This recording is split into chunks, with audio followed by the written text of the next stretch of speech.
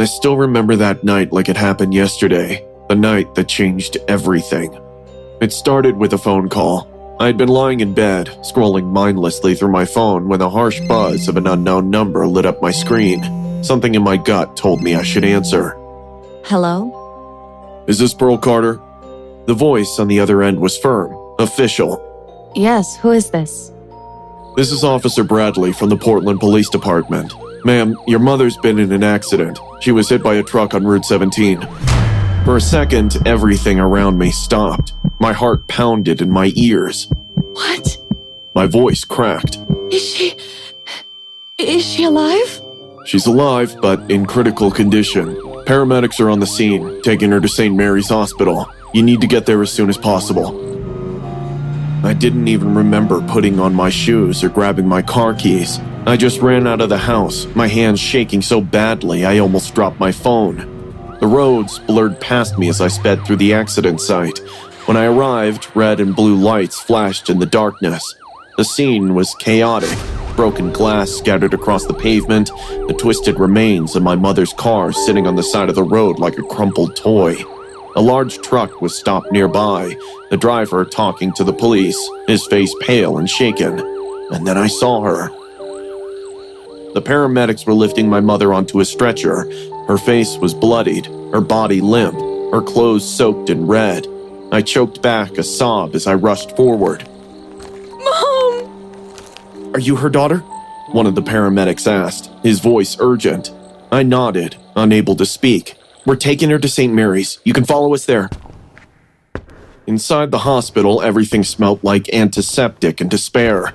The doctor came my way and said, Miss Carter, your mother has lost a lot of blood. We're doing everything we can, but the chances of survival are very low. I'm sorry.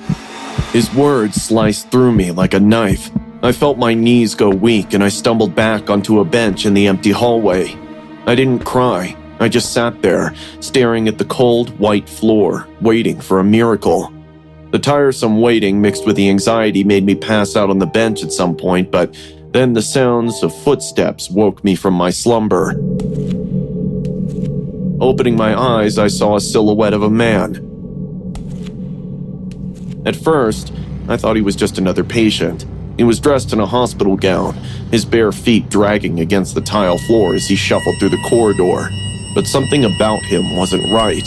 He moved too slowly, his head tilted slightly to one side. His arms hung limply at his sides. His skin was pale, too pale, almost gray. He passed by under the dim fluorescent lights, and when he turned his head slightly, I saw that he was smiling. But not a normal smile. His lips stretched too wide, his teeth bared like an animal. A shiver ran down my spine. I swallowed hard, trying to shake off the unease creeping up my neck. Maybe he was just sick. Maybe he needed help. Sir? My voice was barely above a whisper. The man stopped.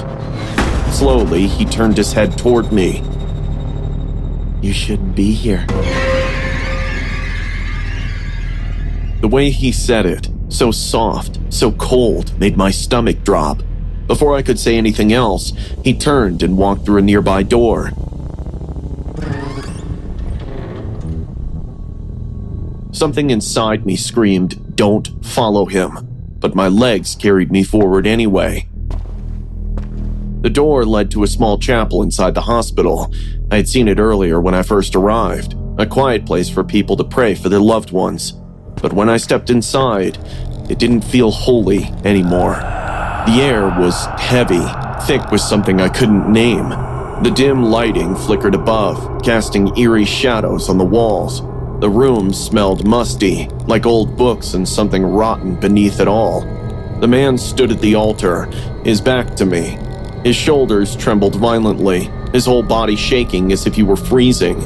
And then he started whispering.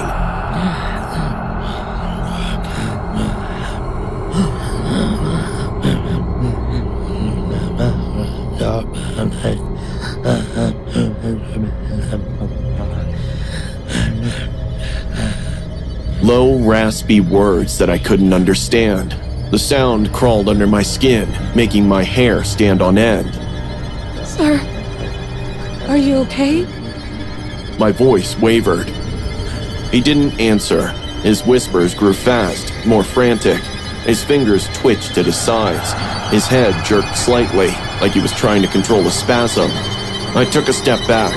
I need to leave, right now. And then he turned. My breath caught in my throat. His face was wrong. His skin was too tight over his skull. His eyes sunken and hollow, black pits that seemed to swallow the dim light of the room. His mouth stretched open, impossibly wide, revealing rows of sharp, jagged teeth. A deep, gurgling noise rattled from his throat.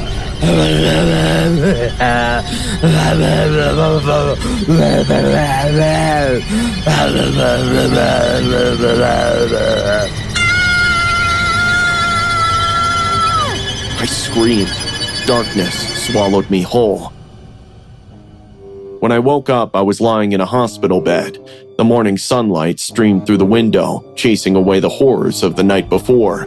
A nurse was standing beside me, checking my vitals. Good morning, Miss Carter. She said kindly. You gave us quite a scare. We found you unconscious inside the chapel. The memory of that thing flashed in my mind, and I bolted upright. The man! I gasped. The patient!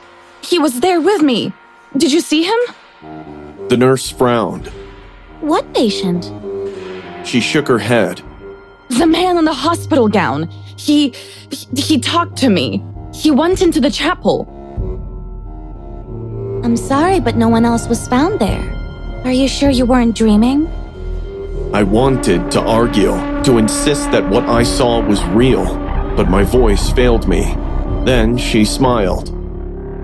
There's some good news, though. Your mother made it through surgery. She's stable now. Relief crashed over me like a wave, and tears filled my eyes. I had almost lost her, but she was alive. Still, even as I sat beside my mother's bed later that day, holding her warm hand, I couldn't shake the memory of that thing in the chapel. To this day, I don't know if he was real or if my exhausted mind had conjured him in my grief and fear. But one thing is certain, hospitals are supposed to be places of healing. That night, I learned they can also be haunted. The story you just saw is loosely based on this video circulating on Reddit. In this video, the capturer spotted a weird man inside a hospital chapel behaving very oddly.